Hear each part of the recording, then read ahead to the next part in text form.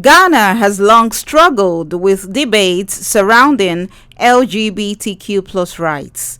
Recently, discussions about legislation targeting LGBTQ individuals have sparked both national and international reactions. The proposed law, known as the Promotion of Proper Human Sexual Rights and Ghanaian Family Values Bill, seeks to criminalize activities associated with LGBTQ identity. Critics, however, condemn the law as a fundamental violation of human rights.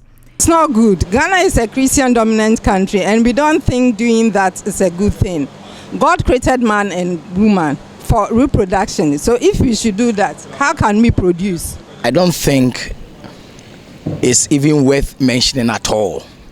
We have our own culture, and every nation that does not depend on culture, that nation will collapse. We are a Christian nation, but we had our culture before Christianity came. And therefore, anything that conflicts with our culture, we have to look at it carefully. It means that it is not going to help us. I think that is one of the reasons why even the Ghanaian actually voted for the president, President John Dramani Mahama, because his stand before the time was so strong, and we all know that we have a culture to keep. We have a value to keep as a people. Ghana is a sovereign nation, and therefore we cannot just allow any kind of system and any kind of standard to just come to our nation just because we depend on them for aid and all those things. We really need to be intentional about the values of our nation, and therefore this bill must be passed. So we are all calling on the president. We are calling on the president to put his feet on the ground, and then also to let everybody know that he's a man of his word.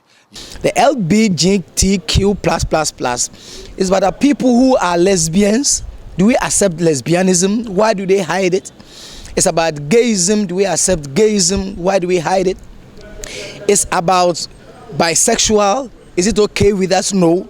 So because we have our culture, we have to depend on our culture. Right now, it's so amazing and so disgusting seeing how young men are trying to dress like ladies and behave like ladies. It's very, very disgusting. You were created a man.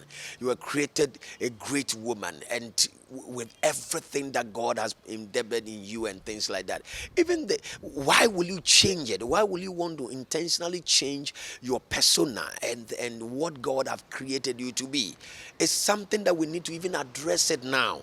We don't even need to wait for the full law to be in place before we start talking about it. We need more hands on this deck, that we need to advocate that people need to respect their personality as a man. You need to respect your personality as a woman. As Ghana navigates this complex social issue, a critical question emerges.